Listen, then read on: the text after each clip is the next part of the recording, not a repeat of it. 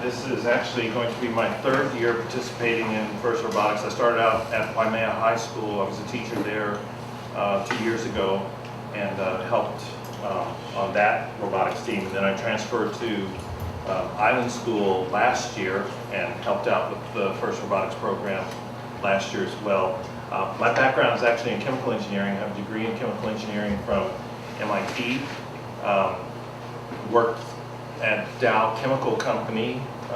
Many of you might have heard of Dow Chemical Company before, but I worked for Dow Chemical for about 6 years, and a lot of that time I was doing small mini plant design. So I don't know if you guys have seen a chemical plant before, but it often covers several acres, and there are these huge towers all over the place with chemicals flowing through pipelines. But I did small versions of those things inside like a walk-in hood, maybe a little bit bigger than that hood there, with automated feed systems and controlling reactors and actually collecting data and doing analysis of the data, all computerized. So that's kind of what my background is. And my role on this team is to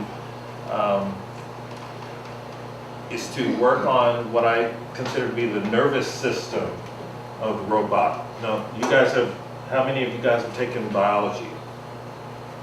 Yeah. How many of the kids have taken biology? Okay. So what does the nervous system do in the body? What's the nervous system do? Come on. Yeah, it controls everything. I mean, that's what you get. Signals that are generated in the brain have to go out into the body to control your muscles so that you can move. They have to control things such as the input that you get from your eyes or the input that you get from your fingertips to sense the world around you. Well, that's basically what we're going to be doing on this team. Is Jeff's team is going to be working on the actual physical hardware, the skeletal system of the robot. Scott's team is going to be working on what I consider to be sort of the conscience of the robot, the underlying code that tells the robot what's going to do. But it's this team that's going to translate that conscience into actual signals that can be sent out to the hardware to actually do stuff. Okay? And we do that by wiring and different electrical components that have to be integrated together and have to be integrated in such a way that it can talk to the software in a sensible fashion. And I tried to bring the last year's robot in, but I couldn't get it through the door. But if you look on the back of the robot, you'll see this clear plastic sort of panel that has all of these things on it. That's what we're going to be working on. So you're going to be learning about all of those different electrical components that are mounted on that board, what they do, how they operate, why do we need them, and you're also going to be working on the wiring that connects all of those devices to the instruments that are mounted on various parts of the robot. They may be controlling an arm. Last year we had a gun, so they had to control motors that cause balls to be shot out or cause the gun turret to be turned. They also controlled the motors that controlled the wheels. So you're going to be learning about how to do all that sort of stuff. And you're also going to be able to be creative about it. You can see we chose to mount last year's electronics on this clear sort of acrylic thing. That was for aesthetic purposes. I mean, it really wasn't serving any kind of functional purpose. We actually wanted to make something that looked kind of cool.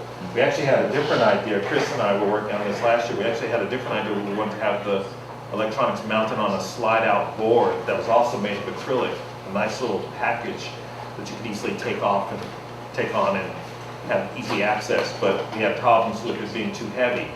But those kinds of design ideas will also go into what we do on this team. Okay? So it's going to be a lot of fun. You're going to be sort of at the interface between the hardware and the software, so you'll probably get to interact with both teams. If you're interested in electrical engineering, this is probably a good team for you to be on. But even if you're not interested in electrical engineering, you just kind of want to dabble in this sort of thing, that's cool too. So I think that's all I have to say. Does anybody have any questions? Are you a teacher still? No, I'm not a teacher Yes, still. it is. Well, I'm a tutor. I work for a company called Oceanit out on the west side. And I'm doing software support, I guess, would be the way to say it. But programming and, yeah, so. Broaden your horizons. Just because you choose, like I said, I was a chemical engineer, and I'm not doing anything that's related to chemical engineering right now. So just because you decide to do something, particular degree in college, doesn't mean that that's what you have to do for the rest of your life. You can switch around. That's the beauty of getting a nice broad education, is that you open up opportunities for yourself to do lots of different things. So, okay, anybody else have a question? All right. Thank you, Michael.